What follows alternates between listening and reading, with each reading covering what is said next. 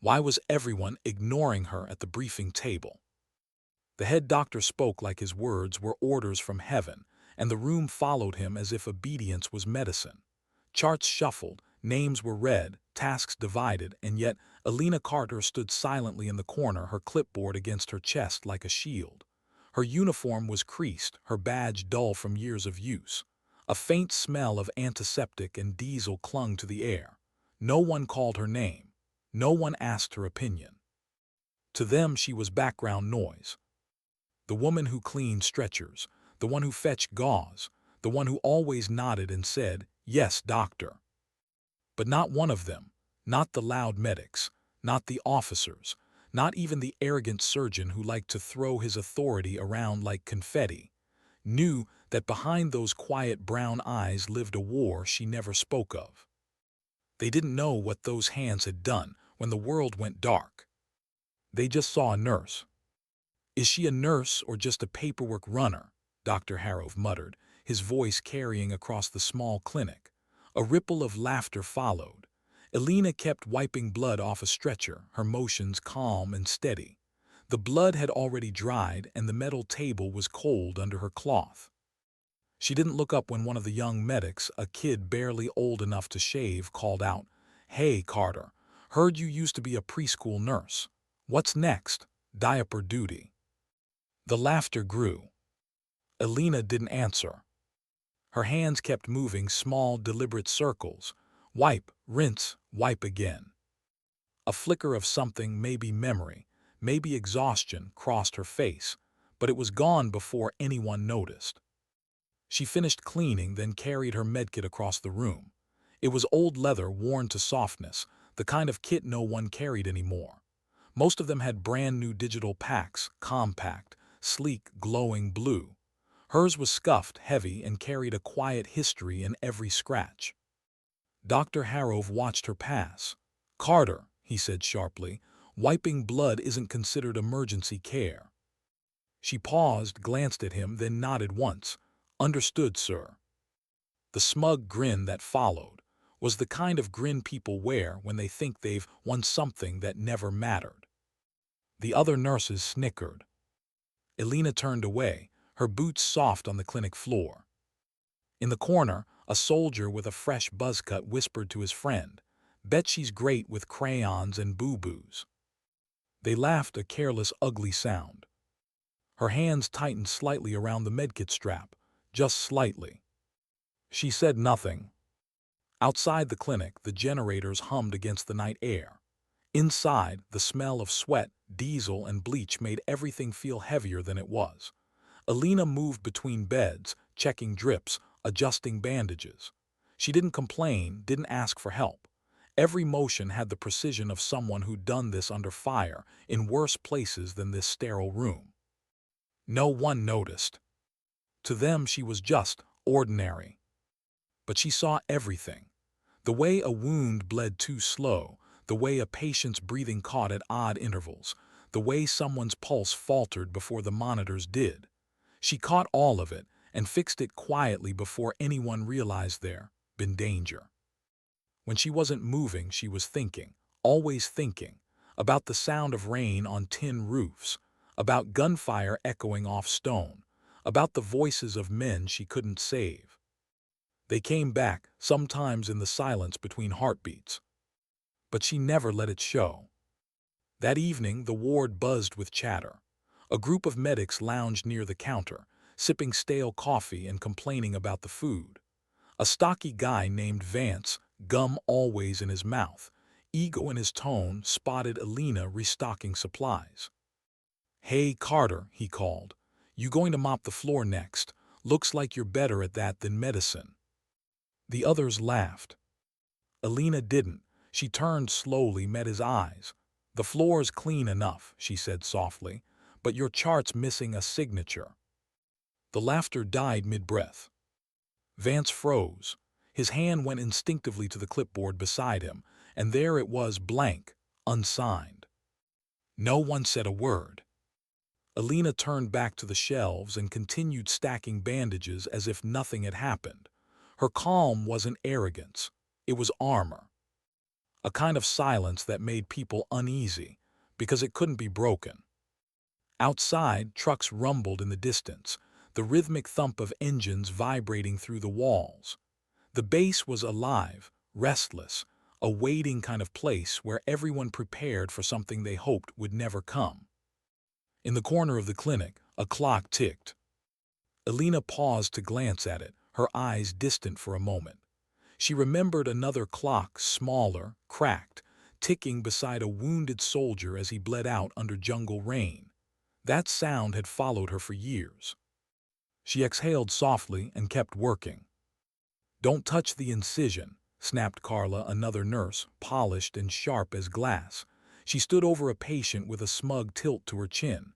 "You're not authorized." Elena nodded and stepped back. "Understood." Carla smirked, satisfied. The soldier on the bed groaned softly, pain twisting his face. His bandage was too loose. Elena saw it immediately, saw the seep of red spreading underneath. But she said nothing. She couldn't, not with the hierarchy watching. Instead, she handed Carla a roll of gauze without a word. Later, when the patient started to bleed through and Carla panicked, it was that roll of gauze, Elena's quiet intervention, that stopped him from bleeding out. No one thanked her. They didn't even notice. That was the rhythm of Camp Haft, a place where arrogance was louder than skill, and silence went unseen. Late that night, when most of the clinic had emptied, Elena sat alone by the supply shelf, logging inventory. Her bandaged hand brushed against an old photo tucked between the pages of her clipboard, a group of soldiers laughing under a bright desert sky. Their faces were half erased by time and sand. She stared for a moment, then tucked it away again. Outside, the night howled. Morning brought more of the same. Another soldier came in, shrapnel buried deep in his shoulder. Blood stained his uniform dark. Elena approached quietly. "Can I take a look?" He looked at her, then laughed. "I'll wait for a real doctor." Her lips pressed together. "All right." She stepped back. Her gaze fell to his arm, to the way the bleeding pulsed, just slightly offbeat. She wanted to warn him that he didn't have time to wait, but she'd learned long ago people didn't listen to ghosts. So she walked away. The soldier survived barely because she'd left a clamp on the tray near his bed. The others thought it coincidence. She knew better. That night something shifted. The clinic was crowded, chaotic, the aftermath of a training accident. Vials clattered, voices overlapped, metal scraped on tile. Someone knocked over a tray, glass shattering near her feet. Elena bent down to clean it. The shards sliced deep across her palm. Blood welled instantly, bright and red. "God, she's bleeding," Carla shrieked. "Get a doctor." Everyone froze. Elena didn't. She grabbed a clean cloth, wrapped her hand, and sat down. Then slowly she opened her kit, the old one, and pulled out a needle and surgical thread. The room went dead silent. No anesthesia, no trembling. Just steady, practiced motion. She stitched her own palm shut in front of them all, neat, symmetrical, patient. When she tied the last knot, she wiped away the blood, flexed her fingers, and whispered, "Done." Tim, one of the younger nurses, gaped. Where did you learn to do that?" Elena looked up, her eyes far away. "Once had to do it in the jungle, alone." Nobody spoke after that. Not Harov, not Carla. Not even Vance. For the first time, the clinic was quiet for reasons that had nothing to do with protocol. She stood, wrapped her hand again, and went back to work. Hours later, when the lights dimmed and the last patients were asleep, Elena sat outside under the floodlights, her hands resting on her knees. The desert wind was cold, full of dust and memory. She stared at her palm, the stitches neat and clean, and thought about all the times she'd done it before. Not for herself, for others, under fire, under chaos. Her pulse was steady, her breath slow. She wasn't angry, she wasn't proud. She was just alive. Inside, laughter resumed faint, distant. The others had already gone back to their jokes, their gossip, their sense of superiority. But something had changed, even if they didn't know it yet. They'd seen her bleed and not break. And the quiet woman they'd ignored for months now carried a question none of them could answer. Who was she really? Elena Carter, the invisible nurse, the shadow in the corner, had just revealed the smallest glimpse of who she'd been. But there was something she hadn't told them. Not yet. Because somewhere beyond the barbed wire fence, past the humming generators and the endless desert, 18 soldiers were still alive, not knowing they would soon owe their lives to the quiet woman everyone had overlooked. And when the moment came, she would not hesitate. Because that's what ghosts do. They return when no one else can. Why was she always the first to arrive and the last to leave? The question echoed through the barracks more often now. Soldiers noticed that when the clinic lights flickered off, a single lamp still burned, the one above Elena Carter's desk. She stayed long after everyone else, restocking, cleaning, rewriting charts no one else would check. It wasn't for approval. It was habit, born from nights spent under gunfire, where a missing clamp or unlabeled vial could mean someone didn't make it home. That kind of discipline didn't fade, it just went quiet. At Camp Halved, quiet didn't earn you respect, it earned you doubt. She's weird, Carla whispered one afternoon. Doesn't go to mess, doesn't talk, doesn't laugh. Who even is she? Vance, chewing gum as always, shrugged. Someone who likes cleaning stretchers, apparently. Their laughter was low and mean, but beneath it, a hint of unease had crept in since the stitching incident. They'd seen her drive a needle through her own flesh without a sound. That wasn't normal. That wasn't nurse training. Harrov noticed it too. He started watching her, though never kindly. His ego didn't like mysteries, especially ones that didn't kneel to him. That morning, during a team debrief, he tossed a stack of reports onto the table. "We need better reaction times in trauma situations," he barked. "Some of you freeze when things go south." Elena was standing at the back of the room, her hand resting on her medkit. "Carter," Harrov snapped suddenly, "what would you do if a man came in with a ruptured artery?" The question was a trap, everyone knew it. She met his eyes. "Pressure first. If it's carotid, clamp with forceps and stabilize until you can." He cut her off, smirking. "Until you can what? Google it." Laughter erupted. Elena stayed still, her face unreadable. "Until you can stop the bleeding," she said softly. Her tone wasn't defensive. It was factual, cold, steady, clinical. The laughter died. For a heartbeat, even Harrov didn't know what to say. Then he waved her off. "Sit down, Carter. I was asking the real staff." She didn't move. She wasn't sitting. She was remembering a night in a jungle, a man screaming, her fingers pressing deep into a wound, blood slick and hot, a clamp slipping in the rain. When she finally exhaled, the memory faded. She blinked once and quietly walked away. Later that week, a storm rolled over the base. Sand whipped through the compound, clattering against metal roofs like hail. Inside, the clinic was chaos. A convoy had hit a rough patch of terrain, multiple fractures, deep cuts, and one man with a leg mangled by debris. Dr. Patel, the wiry lead surgeon, was shouting orders. "We're short on saline. Get me more." Nurses scrambled. Elena moved through the madness like she'd done it her whole life. Calm, efficient. She didn't need to be told where to go. Her instincts pulled her there. When the wounded soldier was wheeled in, she was already beside the gurney. The wound pulsed, blood soaking through the temporary wrap. The nurse assisting him fumbled, her hands shaking. Elena reached for the bandage. "You need to tighten the tourniquet." "Back off," the nurse hissed. "You're not assigned to this patient." The soldier moaned, his eyes rolling. Blood streamed freely now. Elena's hands twitched, muscle memory screaming at her to act. But she didn't. She couldn't. Not with Harov watching from across the room, arms crossed, smirking. So she stepped back and turned away. 2 minutes later, the monitor flatlined. Panic screaming, the nurse shouted for Patel.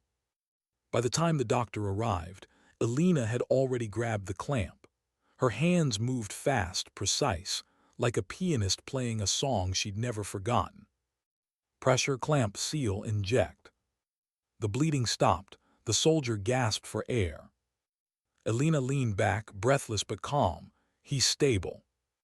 The room fell silent. No one moved. Patel looked at her, truly looked for the first time. Where did you? But before he could finish, Harov barked. That's enough, Carter, step away. She froze. Patel hesitated, caught between ego and awe. He said nothing. Elena dropped the clamp, wiped her hands, and walked out without a word. Outside, the wind howled across the yard. She stood there, the sand cutting her skin, eyes closed. The sound reminded her of rotor blades, the thump of evac choppers in another life. Rumors spread. Some said she'd been a field medic once. Others claimed she was lying, that she'd memorized a few procedures to show off. But the clinic changed, subtly. Soldiers stopped laughing when she passed. The younger medics stopped throwing jokes her way. Still, Harov's pride burned too deep to let go. One afternoon, he confronted her directly. You think you can walk in here and act like you know better than me? Elena looked up from her paperwork. I don't think that, she said quietly. I just do what needs to be done. He leaned closer. You're not special, Carter, you're replaceable. She met his gaze steady. So am I, she said, but that doesn't make the job less important. Something in her tone made him step back. There was no defiance in her words, just truth. It was worse than an insult, because it was the kind of truth you couldn't argue with. That evening she sat by the supply cabinet, rewrapping her hand. The stitches were healing clean. Her reflection in the metal door caught her off guard, the faint scars on her neck, the hollowness in her eyes.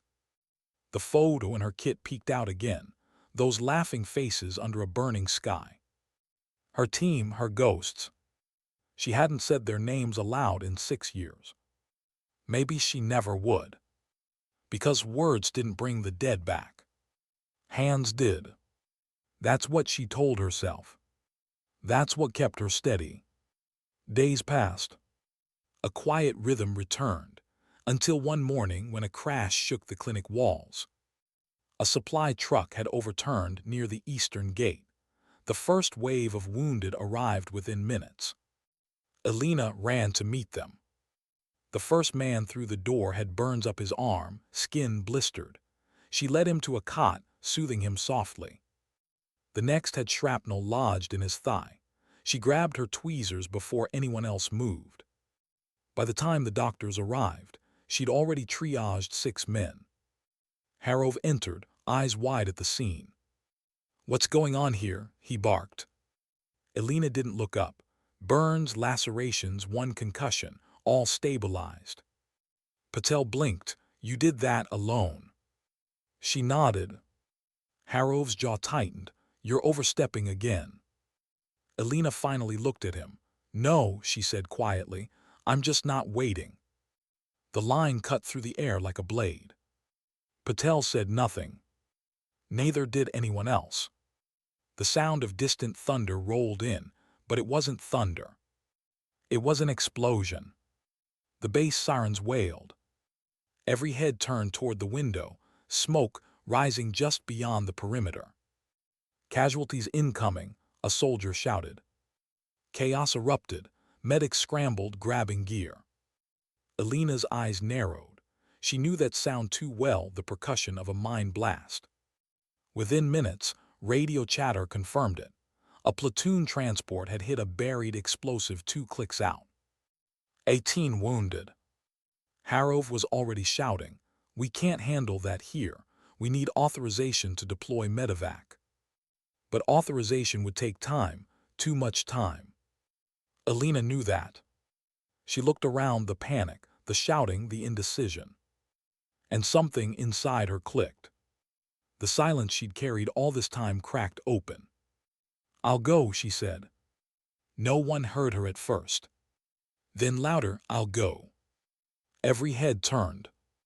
Carla laughed nervously. "You, out there, you'd never make it past the gate."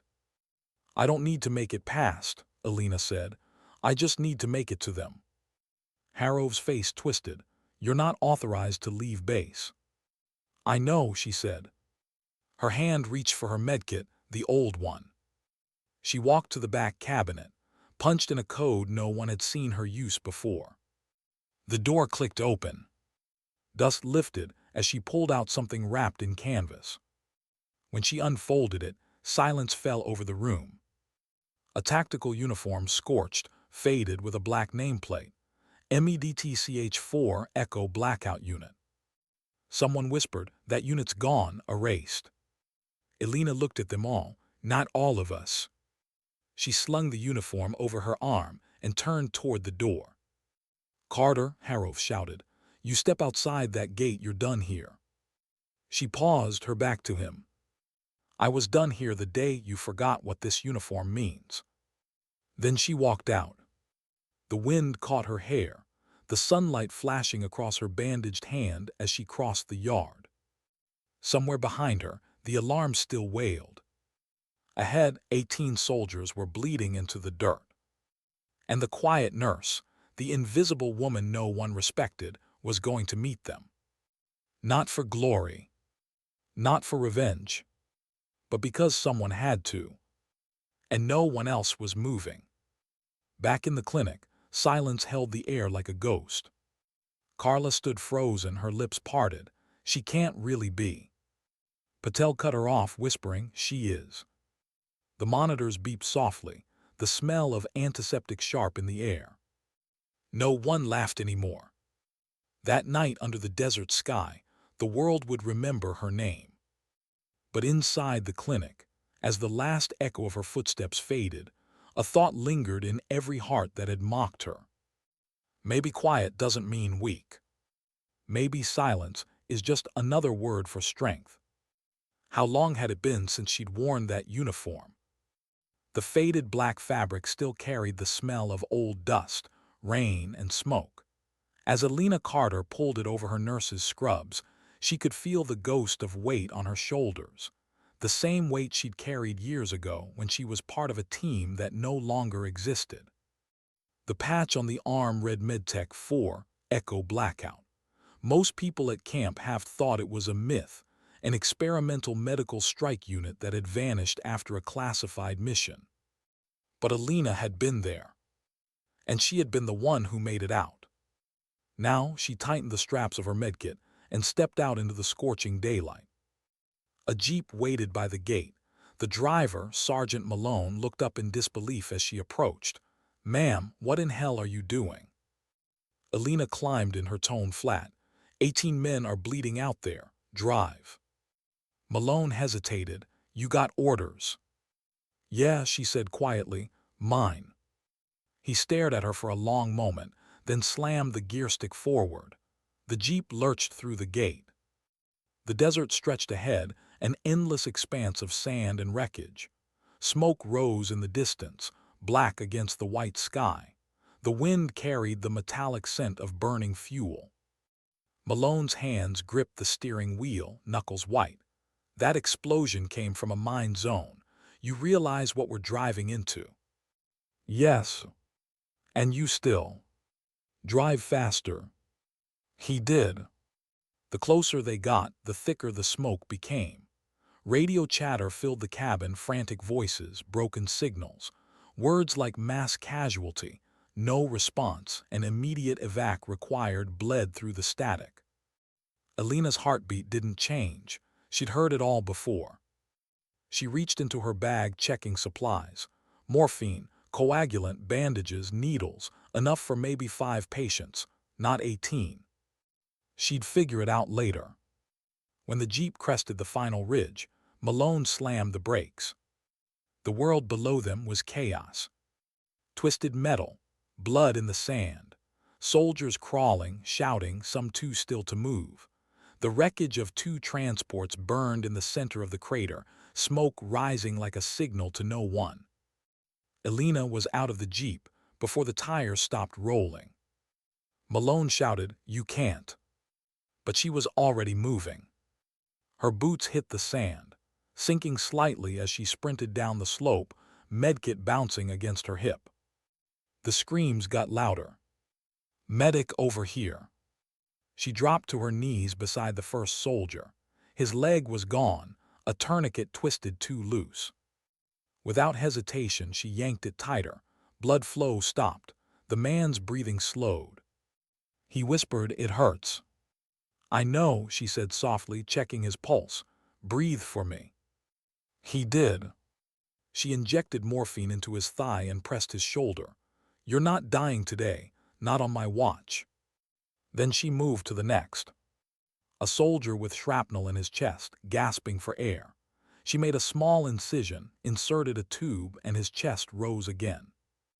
Nearby, 2 others were trying to drag a friend to safety. Elena shouted, "Stop, keep him flat." They froze, startled by the command in her voice. She knelt, felt his pulse, started CPR, 30 compressions, 2 breaths, again. "Come on," she whispered, "don't quit on me." On the 3rd cycle, he gasped, a wet, rattling sound that was still life. Elena exhaled softly, "Good." Back at Camp Haft, chaos had broken loose in the command tent. Colonel Grayson stormed in, voice booming. "Who authorized a nurse to enter a live combat zone?" No one answered. Dr. Patel spoke up weakly. She just left, sir, on her own." "On her own?" Harrove tried to defend himself, but his voice trembled. "I told her to stand down, Colonel. She disobeyed." Grayson turned slowly. "And while you were standing here arguing, how many of our men were dying out there?" Silence. No one had an answer. On the ridge, a sniper named Hayes lay prone, scanning the wreckage below.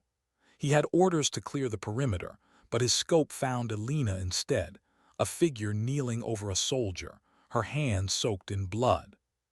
He hesitated. The patch on her arm caught his eye, Medtech 4. He froze. "She's one of ours," he muttered into his radio. No one responded. Hayes lowered his rifle. He couldn't shoot a ghost. Elena worked without pause. Sweat dripped into her eyes, stinging. Her fingers cramped from pressure, but she kept going. Each patient was a calculation. Who could be saved, who couldn't? She hated those thoughts. She lived them before. Years ago, in another explosion, she'd chosen wrong. She'd lost 5. She still remembered their faces. That memory was the reason she'd never worn her uniform again. Until now. "Ma'am," someone shouted. A young corporal ran toward her, carrying a half-empty canteen. His face was streaked with blood. "What do you need?" "Saline," she said, "and a clean cloth, anything." He looked around, panicked. "We don't have." She grabbed the canteen from him. "Then pour this over the wound." He obeyed. "Now hold pressure," she said. "Hard, don't let go." He did. And for the first time since the blast, something like order returned to the chaos. One by one, soldiers started following her lead, applying pressure, fetching gear, doing what she told them. Elena's voice wasn't loud. It didn't need to be. It carried something stronger than rank, conviction. An hour passed before the medevac chopper appeared in the sky. Its blades beat the air, whipping dust across the crater. The soldiers waved, shouting, but Elena didn't stop. She was working on a man whose pulse was fatting, blood pooling under him. She pressed her palm against his wound, her own stitches splitting open beneath the glove. Blood, his and hers, mixed together. "Stay with me," she whispered. The soldier's eyes fluttered. I can't feel my legs." "Good," she said, almost smiling. "That means you're still alive." He tried to laugh, but it came out as a groan. She tightened the dressing. "You're not dying here, soldier, not after all this."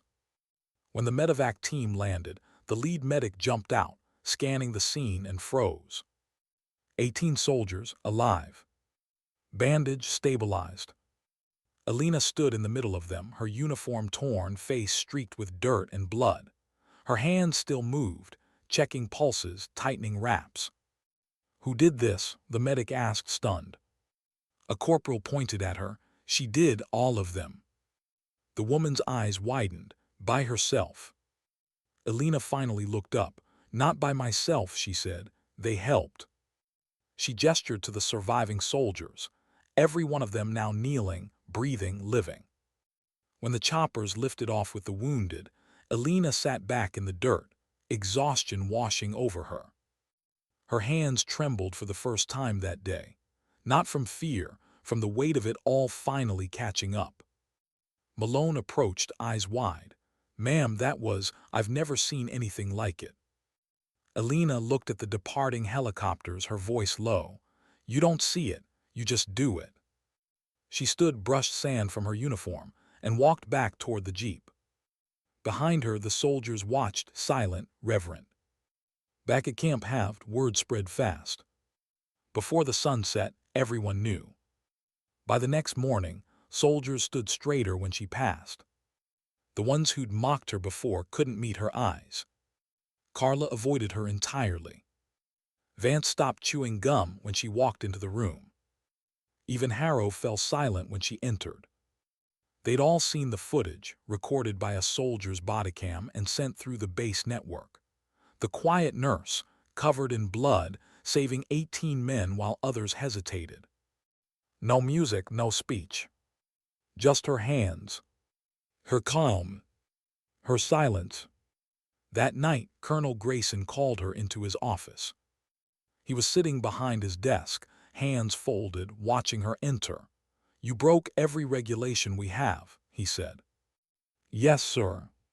"You disobeyed direct orders." "I did." He leaned forward. "You risked your life alone." Alina didn't flinch. "I wasn't alone, sir. They were with me." Grayson studied her face for a long time, then sighed. "I read your file, the part they unclassified."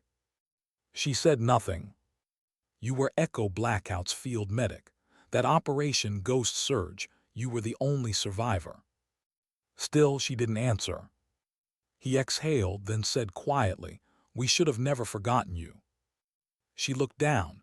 "It's all right, sir. Some stories don't need remembering." He frowned. "You don't believe that." Alina finally met his eyes. "I believe stories don't save lives. Hands do." He nodded slowly, understanding more than he said. When she turned to leave, he stopped her. "One last thing," he said. "Those men, the ones you saved, they're asking for you." She paused at the door. "Tell them to rest," she said. "They've already done enough." Outside, the desert was quiet again. She walked toward the clinic, the night wind cold against her skin.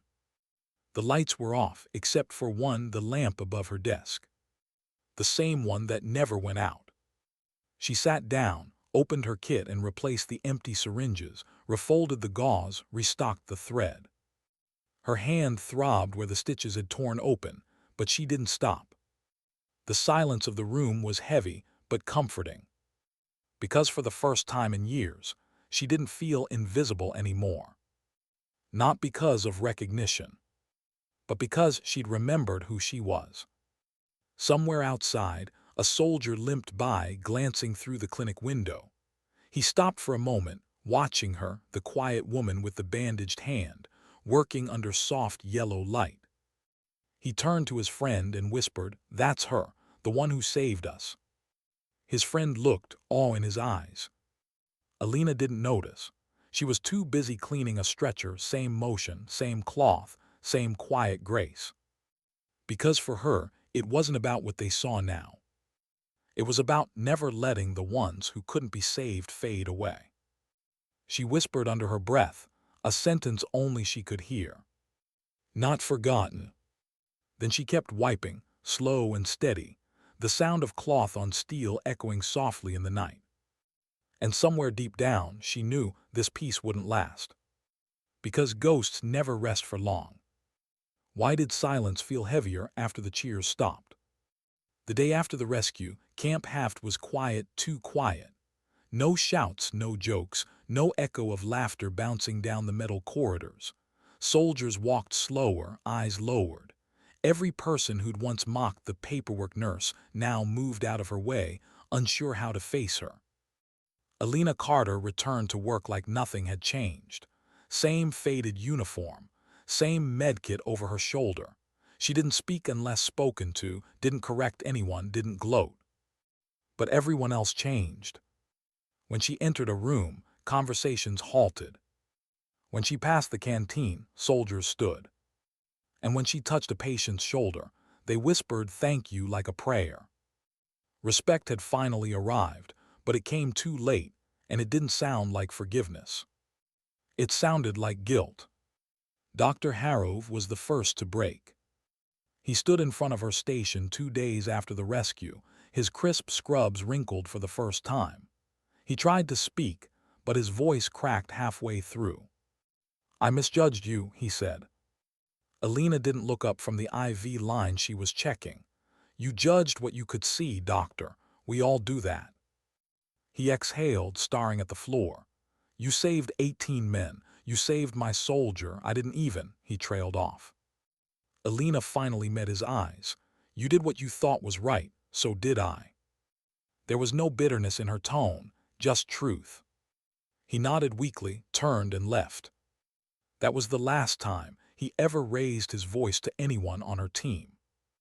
Later that night, the clinic was almost empty. A soft desert wind slipped through the cracked window, carrying the distant hum of generators. Alina sat alone, disinfecting her tools. The blood had been scrubbed from her hands, but it didn't matter, she could still feel it. Not the blood of the men she saved. The blood of the ones she hadn't. The ghosts from years ago. The mission that ended Echo Blackout.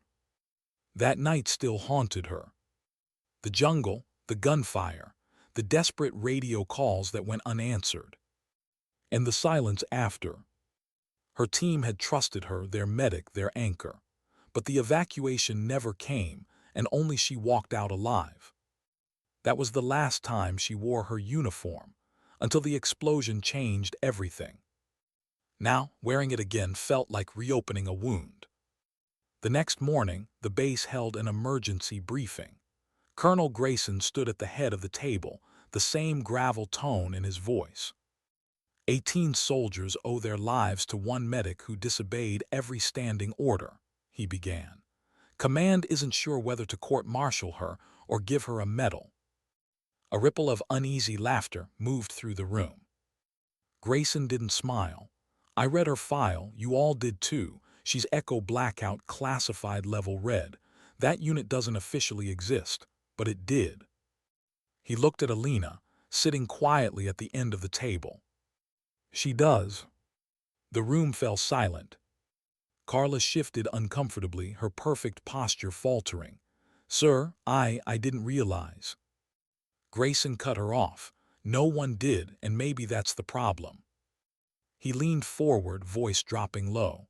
"Carter, command wants you reinstated. They've reactivated Ghost Surge Protocol. Frontline medevac, you'd lead." Alina's expression didn't change. "I appreciate it, sir," she said softly, "but I'm not going back." The colonel frowned. "You're one of the best medics alive. We need you out there." She shook her head.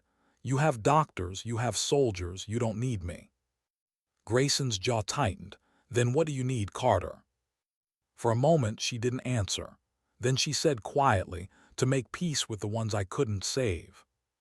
He nodded slowly, a flicker of respect in his eyes. "Then you stay as long as you want," he said. "Camp Haft's yours." That night the clinic felt different, not louder but warmer. The same soldiers who once sneered now volunteered for shifts. The same medics who mocked her now watched how she tied sutures, how she handled trauma, how she stayed calm when blood soaked her gloves. And quietly, they started copying her movements. Vance, the loud medic with the gum, stopped joking. He followed her during rounds now, asking questions. How'd you keep your pulse steady when you cut that airway open? Elena gave a small smile. By not thinking about the pulse, just the breath. He nodded, thoughtful. Carla, the one who once called her sweetheart in front of patients, brought her coffee one morning. She set it on the counter, her hand trembling slightly. Thanks for what you did, she whispered. Elena glanced up. You'd have done the same. Carla shook her head. No, she said softly, I wouldn't have. Elena didn't argue. She just went back to her chart. The next week brought the investigation. 2 officers from command arrived, suits, briefcases, and cold eyes. They asked questions like bullets. Why did you leave base without authorization? Because people were dying. Who gave you permission to open the medtech locker? No one. Do you realize the breach of protocol? I realize 18 men lived, she interrupted quietly. The officers exchanged glances. One of them scribbled something on his tablet. You'll hear from us, he said curtly. Elena nodded, unbothered. I already did. By evening, the entire base knew the investigation was a formality. No one was going to punish her. Not after what she'd done. In fact, someone had already leaked the footage to the higher-ups, and from there to the world.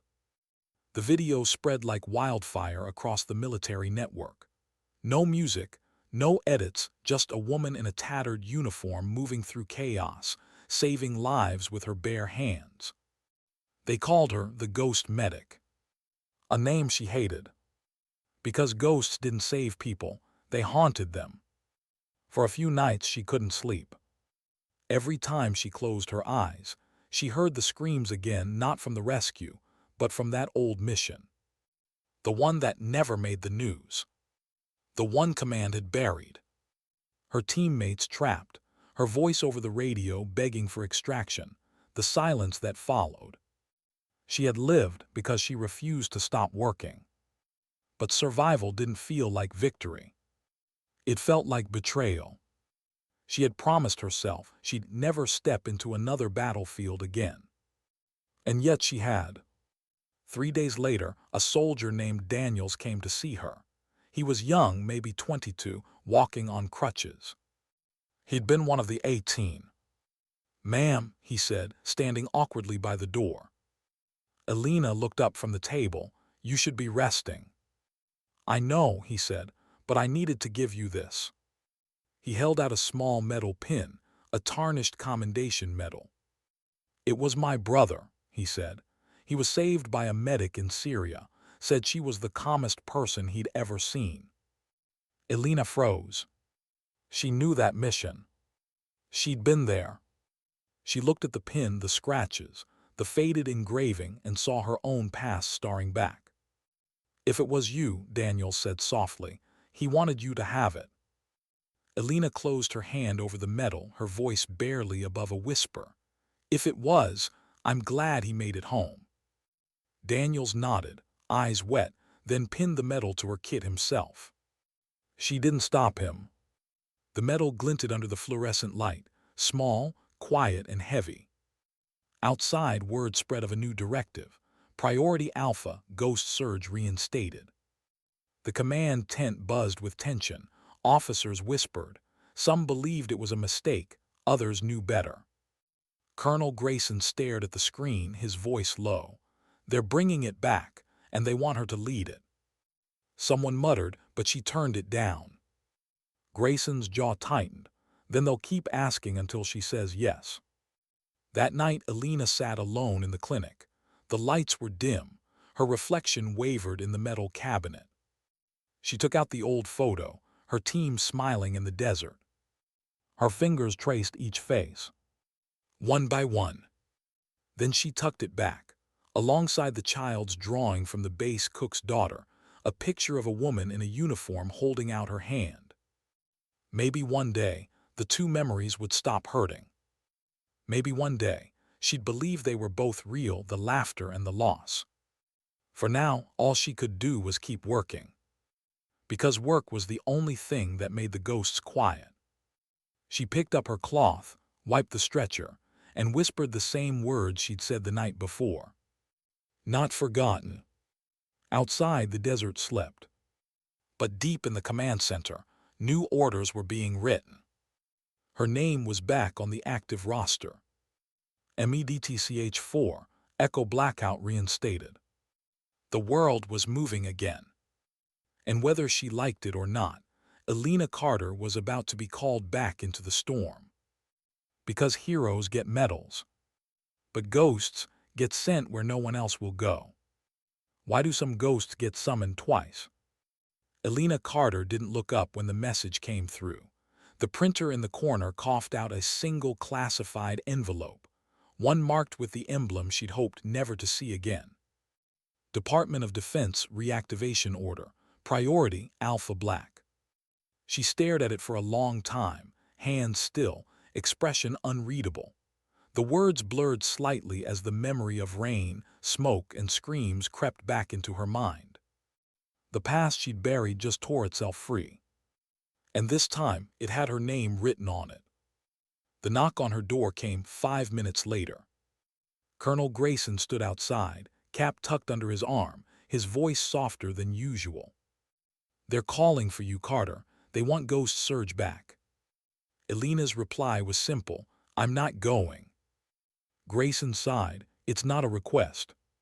She turned her gaze toward the horizon beyond the window, the desert stretching endlessly, painted gold by the morning sun. "That's what they said the first time," she said quietly. Grayson stepped inside, closing the door behind him. "You don't understand what this means. They've seen the footage. The world's seen it. That operation you ran at the blast site, it reminded Command what the old field medics used to be. Not digital drones, not sterile teams behind glass. Human, brave, real." Elena's voice was calm. "Real gets people killed." Grayson hesitated. "Maybe, but it also saves them." He placed a folder on the table. Photos spilled out, satellite images, scorched terrain, destroyed villages. Civilians trapped in a crossfire zone. Supply lines cut. Medical unit lost. They need someone who can move under fire. She didn't look down at the photos. Her jaw tightened. "How many?" 34. She closed her eyes. Of course. The number hit like a weight. It was the same as the number of soldiers she hadn't saved 6 years ago. 34 ghosts. Grayson didn't say anything. He didn't need to. He knew what that meant to her. When she finally looked up, her voice was steady again. "When do we leave?" By sunset, the compound was alive with motion. Crates stacked, engines idling, soldiers suiting up. Elena walked through the rows like a shadow, her steps quiet, her medkit slung across her shoulder. The younger soldiers saluted her, some out of respect, some out of awe. She nodded in return, never pausing. Inside the transport tent, she opened a metal case. Her old gear lay inside, a tactical harness, surgical gloves reinforced with synthetic mesh, a small wrist patch that blinked faintly when she touched it. The tag still read MEDTCH-4. Her fingers hovered over it. For a moment she saw flashes, a burning jungle, a collapsing roof, the radio static screaming with unanswered calls. Her own voice in the dark, "Echo Blackout, we're not leaving anyone." Then silence. She exhaled slowly, closing the memory away. "Not this time," she whispered. Malone approached, a fresh uniform on his back and a nervous smile on his face. "Heard we're flying together again, ma'am." Elena gave him a faint nod. "You could have refused." "Yeah," he said, "but after what I saw you do, I figured being near you's the safest place to be." She didn't smile, but her eyes softened. "Then keep the engine warm," she said. "We move at dawn." That night she couldn't sleep. The air inside her quarters was still, heavy with the smell of oil and paper. On the table sat two things, the photo of her old team and the child's drawing of her holding a medkit. She looked between them, her face unreadable. Her hands traced the drawing's uneven lines, the small figure, the bright smile, the words scrawled at the bottom. Hero. She almost laughed. Heroes got remembered, she had been erased. But maybe that was the point. Maybe people like her weren't supposed to be remembered, only needed when everything else failed. She leaned back in her chair, staring at the ceiling, whispering into the dark. Just one more time, then I'm done. The next morning, the transport lifted off at sunrise. The desert wind whipped against the rotors, the hum drowning out thought. Elena sat near the open ramp, her gaze fixed on the horizon. The medevac unit, 6 soldiers, 2 medics, and Malone as pilot, sat around her, checking gear. A young medic named Jess, barely 20, kept glancing at her. "You really were Echo Blackout?" she asked finally, voice shaky. Elena didn't answer right away. She just looked at the horizon, the line between sky and sand blurring with heat. "Yes," she said at last, "once." Jess hesitated. What was it like? Elena turned her head slightly. Loud, then quiet, too quiet. Jess didn't ask again. 2 hours into the flight, they hit turbulence. The chopper rattled hard, the smell of fuel strong. Malone's voice came through the intercom. "We're approaching the drop zone. 30 clicks of open sand. No comms once we cross. Last report said sporadic gunfire and debris." "Copy," Elena said. She checked her kit again. Syringes, clamps, blood packs, morphine. Enough to start saving lives, never enough to finish. She learned long ago that supplies run out before courage does. The radio crackled, then went silent. The horizon shifted. Smoke, black columns rising where villages used to be. "Touchdown in 3, Malone shouted. The chopper descended. Dust exploded upward. Elena gripped her harness and stared into the storm below. This was where she belonged, between chaos and silence. The ground was worse than the photos. Burned earth, shattered homes, the smell of death heavy and real. The team fanned out, weapons up. Elena moved with them, scanning for movement. She wasn't a soldier, but her instincts had been carved by war. They found the first survivors an hour later, a group of locals huddled inside a collapsed structure. Burns, fractures, dehydration. Elena's hands went to work. "Saline first," she ordered. "Keep them conscious." Jess stumbled beside her, struggling to keep up. "There's too many." "Then focus on one," Elena said sharply. "Just one at a time." She worked through the heat, her breath steady, her focus absolute. Each wound she cleaned, each breath she stabilized. It pulled her further away from the base, from the fear, from herself. It was just like before. And that scared her. Because she could feel that old instinct returning. The one that didn't care about orders, about survival, about anything except keeping others alive. That instinct had kept her breathing once. It had also destroyed everything else. By the time the sun dipped low, they had rescued 12 civilians. The air was thick with smoke and exhaustion. Malone called over the radio. "We've got limited fuel. We can evac once, maybe twice. You need to decide who goes first." Elena froze. 12 civilians, 3 wounded soldiers. Only space for 7. She stared at the faces, a boy clutching his mother, an old man missing half a leg, a soldier barely conscious. "Decide," Malone urged. She swallowed hard, her throat ached. Every decision here would mean a death. Her team watched her, waiting. Elena closed her eyes. The jungle came back 6 years ago, the same choice, the same impossible equation. Back then she'd chosen wrong. She wouldn't again. She turned to Jess. "We take the critical first. Anyone stable stays." Jess hesitated. "That means leaving people behind." Elena's voice was firm. "No, it means saving who we can now so we can come back for the rest." They loaded the first group. As the chopper lifted off, Elena stayed behind. Jess shouted over the wind, "Ma'am, what are you doing?" Elena adjusted her medkit strap.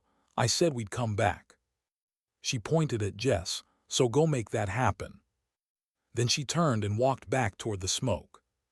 The second blast hit, just as the helicopter disappeared beyond the ridge.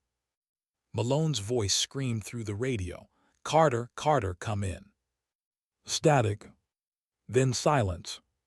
In the distance, a column of fire rose. The transmission cut out. The world went quiet again. Hours later, when the helicopter returned, they found her sitting in the dirt, blood down her arm, a child cradled in her lap. The explosion had hit a nearby storage line, throwing debris everywhere. She had dragged 3 people out alone. Her uniform was torn, soaked with smoke and blood. Jess jumped out first, tears in her eyes. "You said you'd come back." Elena looked up at her, voice hoarse, "And I did." She handed the child to her, "Keep her warm." Malone stared at her, shaking his head in disbelief. "You're not human, Carter." Elena almost smiled. "No, just tired." When they lifted off, the desert below burned in silence. Elena sat against the bulkhead, head tilted back, eyes half closed. She'd done what she said she would. 34 people, the number she'd never forgiven herself for, were alive. It didn't erase the past. But for the first time, it didn't haunt her either. Outside, the stars stretched endlessly above the smoke. And for the first time in years, Elena Carter allowed herself to breathe. Not because the mission was over, but because she'd remembered what it meant to keep going anyway. Sometimes redemption doesn't come from forgiveness. It comes from repetition, from choosing to save again, even when it hurts. Back at base, the world was already whispering her name again. But Elena didn't hear it. She was too busy watching the survivors step off the helicopter, one by one, alive. That was enough. The others could keep the headlines. She kept her silence, because she'd learned that the loudest kind of courage is the one that never needs to speak. When did saving lives start feeling like a crime? Elena Carter sat in the command tent surrounded by faces she didn't recognize, uniforms too clean, medals too polished, eyes too calculating. They spoke in clipped sentences, full of words like extraction metrics, field optics, and public morale. No one said the word that mattered, pain. On the screen behind them, a frozen image hung in the glow of the projector, Elena in the desert, kneeling beside a wounded child, her blood-stained hands steady, her eyes focused. To them it was a symbol, to her it was a scar. The briefing officer smiled tightly. "That footage has gone global. Command wants to formalize your reinstatement, Carter. You'll head the new MedTech division under Ghost Surge. The world needs hope, and you've become it." Elena's voice was soft. "Hope doesn't need a uniform." The room shifted uncomfortably. General Morrow, a broad man with eyes like steel, leaned forward. "This isn't optional. You've shown what one medic can do. We need to replicate that." "Replicate what?" Elena asked quietly. "Blood, trauma, luck." Morrow frowned. "Discipline, courage." She held his gaze. "Courage is easy when you're too tired to be afraid." He didn't respond. He didn't understand. None of them did. Outside, the base had transformed. Reporters gathered beyond the fence, cameras flashing as trucks rolled past. Soldiers whispered when she walked by, voices full of reverence and guilt. The quiet nurse had become the military's myth, the ghost who saved 18 men and came back to save 34 more. There were hashtags now, posters.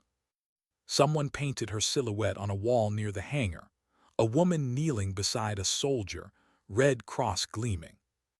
She hated it, because every story like that leaves something out, the fear, the failure, the nights you wake up sweating because your hands still remember the pulse fatting beneath them. But myths don't care about truth. They care about need. And right now, the world needed her to be something she wasn't ready to be again. Jess found her later that night, sitting on a bench near the flight line. The wind carried the low hum of engines and the faint crackle of distant radio chatter. "Ma'am," Jess said, hesitant. Alina didn't turn. "You're off duty, Jess. Go rest." Jess sat anyway. "They're calling you a hero. You've seen the news." "No," Alina said, "and I don't want to." Jess hesitated. "Then let me ask you something else. Why'd you stay behind that day? You could have died." Alina's hand stilled on her knees. "Because someone had to." Jess frowned. "That's not an answer." Alina looked at her, the younger woman's face still soft, untouched by the years of dirt and loss that had carved her own. "When you've been the last one alive, Jess, you spend the rest of your life trying to balance it." Jess was quiet. Alina's voice lowered. "I didn't stay to be brave. I stayed because I couldn't leave again." The words hung in the air, heavy and bare. Jess looked down. "You think it'll ever stop, the guilt?" Alina exhaled, eyes distant. "No, but it gets quieter if you keep doing the work." The next morning, she was summoned again. This time not by command, but by the press. A military liaison approached her quarters, holding a uniform freshly pressed, medals lined up perfectly. "They want you to address the nation," he said. 10-minute live feed. You'll stand beside the secretary. Say a few words about courage, healing, sacrifice." Alina studied the uniform in his hands. It was spotless, new. "Wrong. I already said what I needed to," she said. He blinked. "When?" She looked at her stitched hand. "When I went back." He didn't understand. None of them did. By noon, command realized she wouldn't appear. The press conference went on without her. Cameras caught the secretary speaking solemnly, her name mentioned twice, her actions summarized in a single sentence. Her courage defines what it means to serve. But while the world applauded, Alina was in the clinic, sitting on the floor beside a soldier shaking with trauma. He was one of the 18. The blast had left his leg scarred and his sleep worse. He stared at the wall, breathing fast. "Make it stop," he muttered.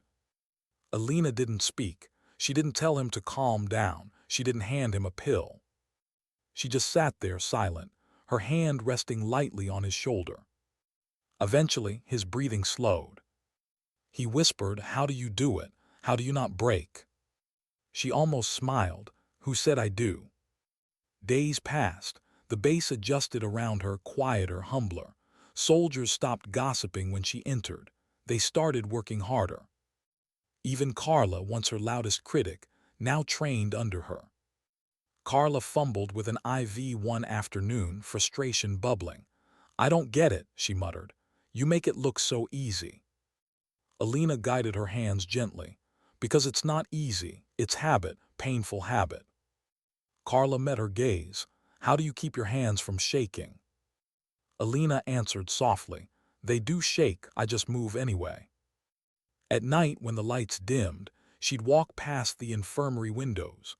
The soldiers who'd once mocked her now sat quietly in their bunks, some nodding as she passed. She'd nod back, not out of pride, but acknowledgement. Respect finally earned, but not demanded. Yet somewhere inside her, something restless stirred. The message she'd ignored, the reactivation order, hadn't gone away. Ghost Surge wasn't just a name anymore. It was real again, and she was the face of it, whether she wanted to be or not. A week later, the call came through. Grayson's voice over the comm. "Carter, we've got another request from Central. They're asking for you personally. Civilian camp outside the border, minimal security, heavy casualties. The local unit can't reach them." Alina's hand hovered over the receiver. Her heart didn't race. It never did. But a dull ache pulsed somewhere deeper, that old, familiar pull. "Who's asking?" Grayson hesitated. "Command and one other, a survivor from Echo Blackout." Alina froze. "Name?" He paused, Captain Darnell. Her breath caught. He was supposed to be dead. The next morning, she boarded the chopper without speaking a word. The sun hadn't risen yet, only a gray line over the dunes. Jess was there too, gear packed, eyes wide with anticipation. You knew him? She asked quietly. Elena nodded once. He was my lieutenant. What happened? Elena didn't answer. She just stared out the open ramp as the chopper lifted off. The desert wind roared. Her silence said everything. The camp came into view 2 hours later, tents torn, fires still smoldering. Darnell met them at the landing zone. His hair was streaked with gray now, his limp more pronounced. But when he saw her, he froze. Carter, he said, disbelief thick in his voice. You're still alive, she finished quietly. So are you. He laughed once, but it cracked halfway through. Hell, I thought you were gone. You almost were, she replied softly. He sobered, glancing around the ruined camp. You shouldn't have come back, not here. They'll keep using you. I'm not here for them, she said. You called, I came. He stared at her for a long time, then nodded. Still the same. The camp was worse up close. Wounded everywhere, low supplies, morale broken. Elena got to work immediately. As she stitched, cleaned, and stabilized, Darnell watched. You never stopped, did you? He said quietly. No, she said. Stopping makes it worse. He nodded, eyes distant. They'll keep pushing you until you break. She looked at him. Maybe, but I'll break doing something that matters. He smiled faintly, pride and sorrow mixing in his eyes. When the last patient was stable, dusk settled over the camp. Elena washed her hands in a bucket of murky water. The sky burned orange, the kind of beauty that doesn't belong to war. Darnell stood beside her. You know, he said, you were the only one from Echo Blackout who kept their oath. The rest of us, we either ran, drank, or disappeared. Elena didn't answer. He continued, I saw what they did to your record, erased it, pretended you never existed. She looked up at him, eyes steady. Maybe that's the only reason I survived. He nodded slowly. You think they'll ever let you rest? Elena smiled faintly. No, but they don't have to. Rest isn't why I'm here. Later that night, Jess found her sitting near the perimeter fence, watching the desert fade into darkness. You talked to him, Jess said softly. Yes. What did he say? That I never stopped. Jess hesitated. You regret it coming back. Elena's gaze stayed on the horizon. No, regret belongs to the dead. I'm still working. Jess sat beside her. You think we'll ever be like you? Elena turned to her, voice low. I hope not. You should aim to be better. The wind picked up, carrying sand through the wire. Jess whispered, you ever think about leaving it all behind? Elena's eyes softened. Every day. She stood, slinging her medkit over her shoulder. But then someone calls for help, and I remember why I stayed. She started walking back toward the tents. Jess watched her go, the silhouette fading into the dark. Somewhere behind her, the faint sound of a helicopter echoed. Another call, another mission, another life waiting in the balance. Because for people like Elena Carter, rest wasn't a place. It was a pause between alarms. And she had learned long ago, peace doesn't arrive with silence. It arrives when the work is done. And her work wasn't over yet. What do you do when the past you ran from finally finds you? The call came in at dawn. A distress signal, weak, broken, coming from coordinates that shouldn't exist. Malone's voice came through the static. Transmission source confirmed. It's the same ridge, Carter, the one from the Echo Blackout report. Elena froze. That ridge wasn't supposed to exist anymore. It had been wiped from maps after the operation, sealed, erased, buried. Her voice barely rose above a whisper. Are you certain? Malone replied, 100%, someone's alive out there. The silence that followed felt endless. "Then we go," she said. By noon, the helicopter cut through a storm of dust and heat. The air smelled the same as it had 6 years ago, metallic, scorched, electric with memory. Elena sat across from Darnell and Jess. Neither spoke. The hum of the rotors drowned everything but thought. Her fingers traced the edge of her medkit, the same one she'd used that night, the same one she'd carried out of the fire when everything else burned. She promised herself never to go back. But promises mean nothing when someone's still breathing out there. They landed near the ridge, the same jagged rise of rock and sand where Echo Blackout had gone dark. The camp remnants were still there, half buried under layers of wind and time. Metal scraps, charred tents, a few faded dog tags caught in the dirt. Jess crouched picking one up. They've been here for years. Elena's throat tightened. She knew that tag. She had written the name herself on the day of the operation. Corporal Reyes. Her voice caught. "We lost him in the second blast." Darnell knelt beside her. "No one made it past the ridge, Carter.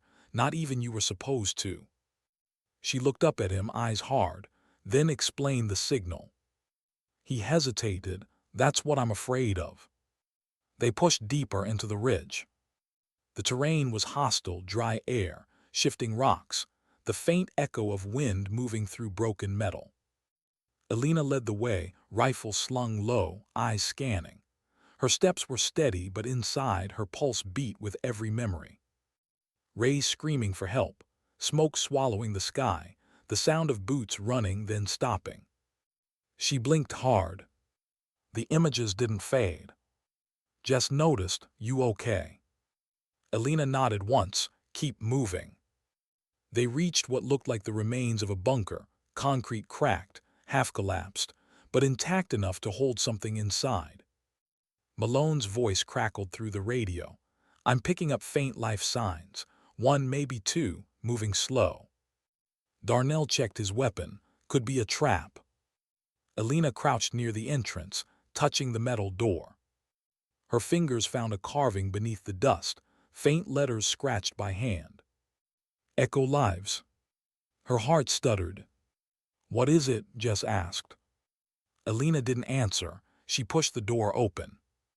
The stale air that poured out smelled like rust and time.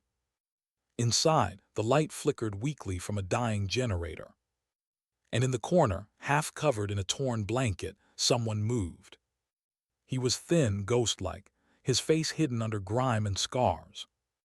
When he lifted his head, Elena's breath caught. "Reyes." He blinked, eyes adjusting. "Carter." Darnell swore under his breath. "Impossible." Elena dropped to her knees, grabbing her medkit. "You're alive, you're." He coughed violently, clutching his side. "Don't waste supplies, not much left." She ignored him, checking his pulse. Weak, but there. Jess whispered, stunned. "He survived 6 years out here." Elena looked at the IV line taped crudely to his arm, fashioned from tubing and ration water. "Looks like it." Reyes rasped, "Didn't think they'd send you." Elena's voice trembled. "I didn't think anyone was still here." He smiled faintly. Someone had to remember. They stabilized him and carried him to the ridge's mouth, where Malone's chopper waited. But as the wind picked up, Reyes gripped her wrist. "Don't go back yet," he said weakly. "You should see what's inside." Elena frowned. "What do you mean?" "Files," he whispered. "They buried more than bodies, Carter. They buried proof." She hesitated. Darnell's jaw tightened. "We can't stay long. Extraction's ready." Elena looked between them.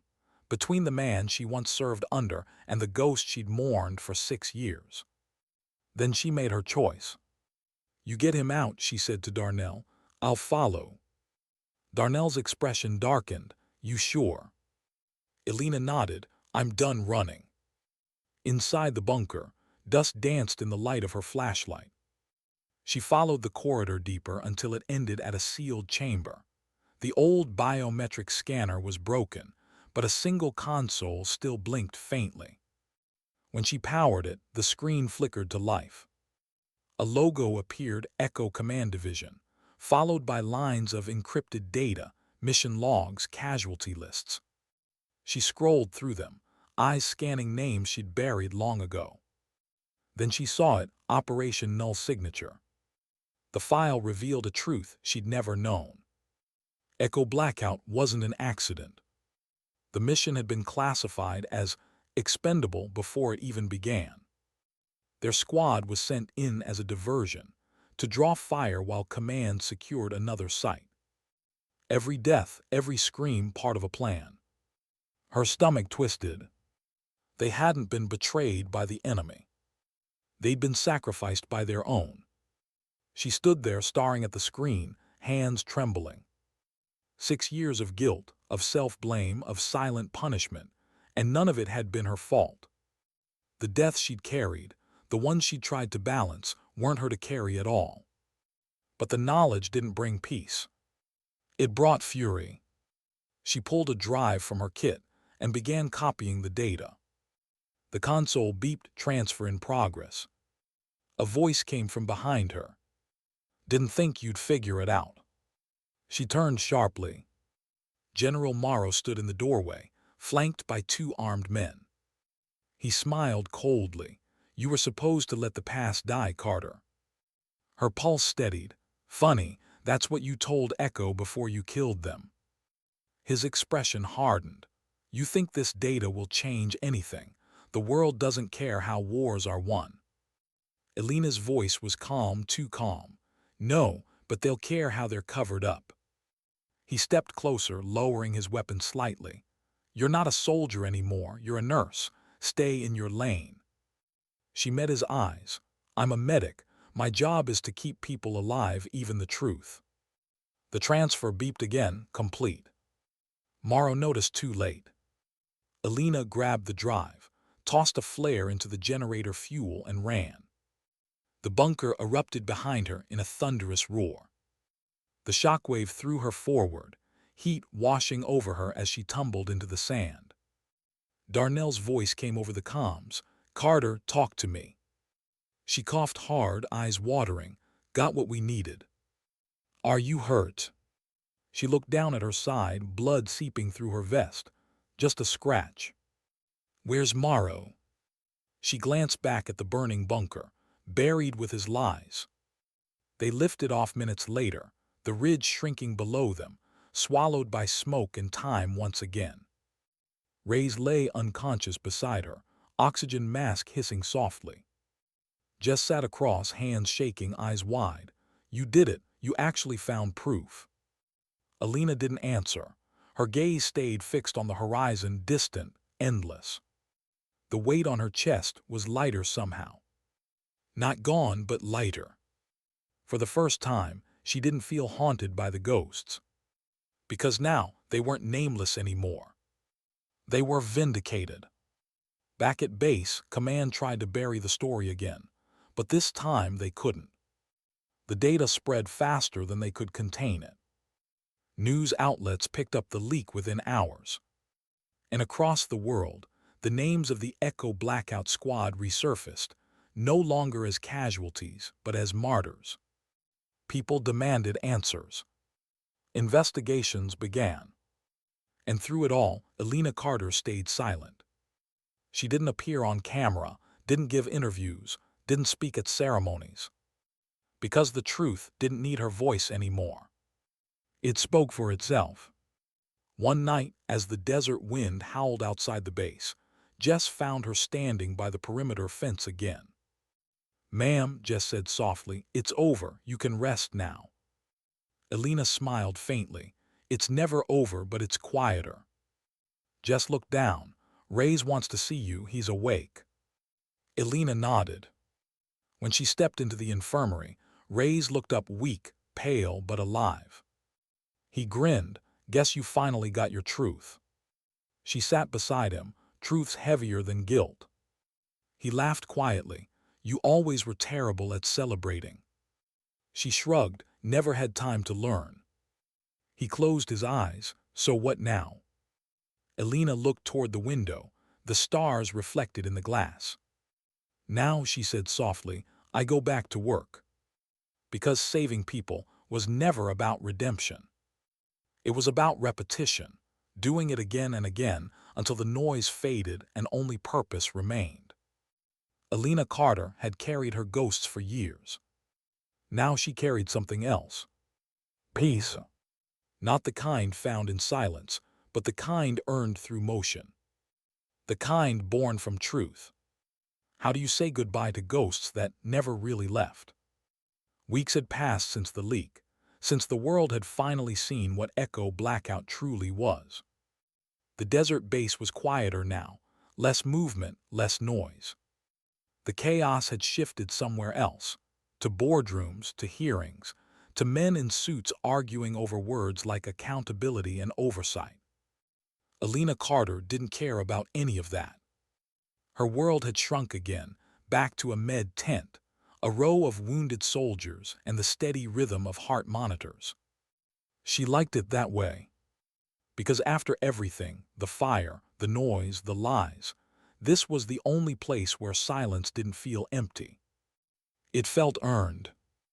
Outside, the morning light stretched over the horizon, painting gold across the sand. Elena sat beside Ray's bed, checking his vitals. He was healing slowly but healing. His eyes flickered open, hazy but calm. You still here? He rasped. Elena smiled faintly. You're not rid of me yet. He chuckled weakly. Figures, you always were too stubborn to die. She adjusted his IV, occupational hazard. For a moment they just sat there, no words, no weight, just the quiet sound of breathing. Rays broke it softly. They cleared your record, you know, officially reinstated. Medal, commendations, the whole thing. Elena didn't look up. Doesn't change anything. He smiled faintly. Maybe not for you, but for them. For everyone who thinks silence means weakness. It changes everything. She paused, then said quietly, silence isn't weakness, it's discipline. Rays closed his eyes. Yeah, guess the world's finally learning that. Later that day, Jess walked into the tent holding a folder. Command, asking for you again, she said. They want you to lead the new training program for combat medics. You'd be teaching, not deploying. Elena wiped her hands with a towel. Teaching. Jess nodded. They said your field method saved more lives than entire divisions. Elena exhaled slowly. And what if I'm better in the field? Jess smiled softly. Then teach them what made you that way, so the next one doesn't have to learn it the hard way. Elena studied her for a long moment. The same girl who once trembled at the sight of blood, now standing tall, steady, confident. You've changed, Elena said. Jess's smile faded to something softer. You made sure I had to. Elena looked down, thoughtful. Maybe that's enough. That night she walked to the far edge of the base, where the desert stretched endless and untouched. The sky above shimmered with stars. She carried a small tin box. Inside were dog tags, cleaned, polished, names engraved clearly again. Echo Blackout. One by one, she laid them in the sand. Rays Taylor Voss Hale. Her voice cracked just once. I told you I'd come back, she whispered.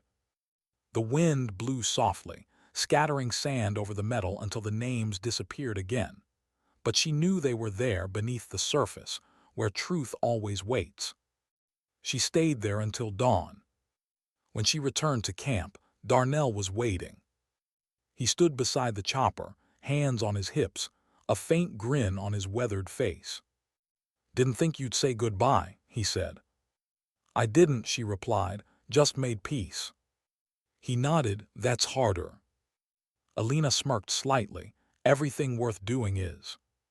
He looked at her for a long moment, the kind of look that carried years of unsaid things. You going to take the job? She shrugged. Maybe, I'm better at showing than talking. That's why they need you, he said. Kids out there think bravery's loud. You'll show them it's not. Elena tilted her head. You leaving too? Already did, he he said with a soft chuckle. This time I'm staying gone. He extended his hand. She took it. No words, just mutual understanding, soldiers who'd seen too much and survived too little. In the weeks that followed, Alina stayed. But something shifted. She started writing again, not reports, not mission logs. Letters, notes. Short lines, like fragments of breath on paper. One read, pain doesn't vanish, it transforms. Another, you can't heal others if you refuse to stop bleeding. She pinned them inside her tent, a wall of quiet truths not for herself, but for the next medic who would need them. Each note was a reminder that the hardest wounds aren't the ones that bleed.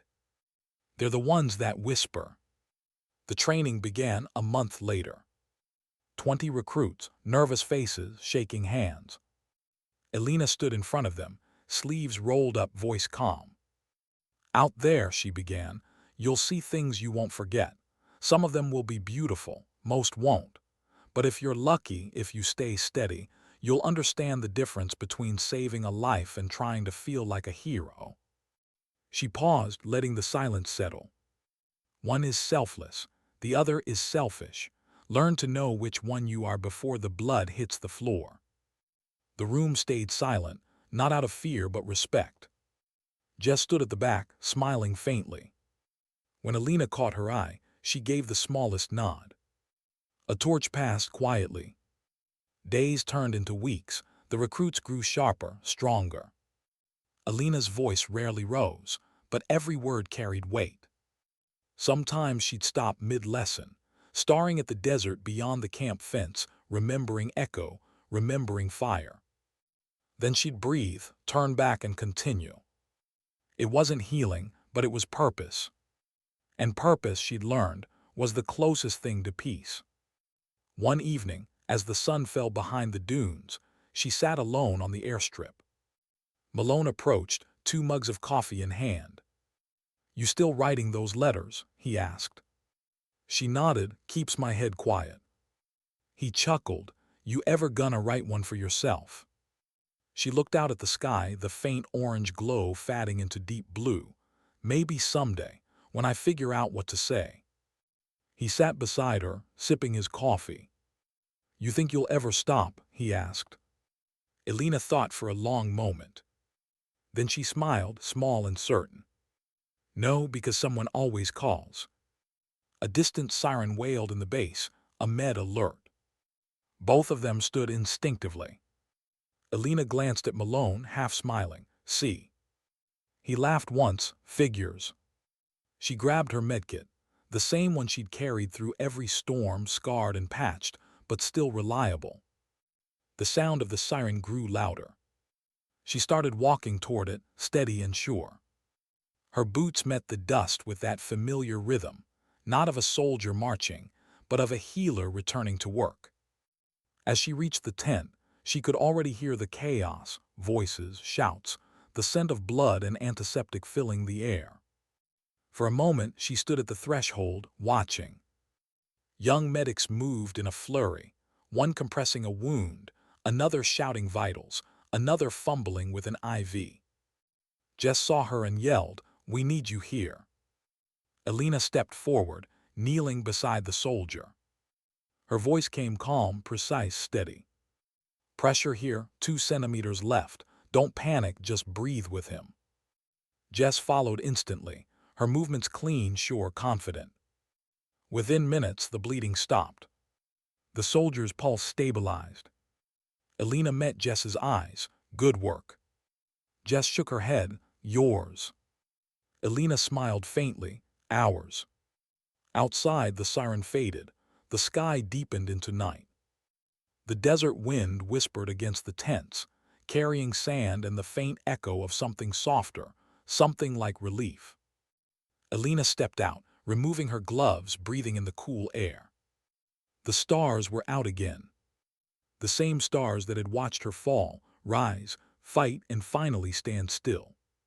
She closed her eyes, letting the silence fill her. For the first time, it didn't feel heavy.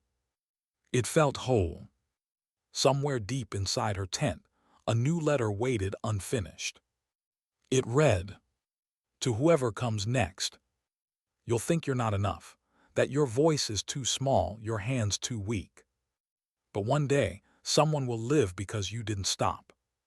And that's when you'll understand. Dignity doesn't speak. It simply acts." She never signed it. She didn't need to. Because by now, everyone knew who had written it. And they knew what it meant. The quiet nurse. The ghost of Echo. The combat medic who taught the world that strength doesn't always roar. Sometimes it whispers. Sometimes it kneels beside the wounded, unseen. And sometimes it walks back into the fire because someone still needs saving. The camera would fade there to the sound of the desert wind and the faint rhythm of footsteps fading into distance. And the narrator's voice, quiet, certain, final, would say only this: "Sometimes dignity doesn't speak. It simply acts."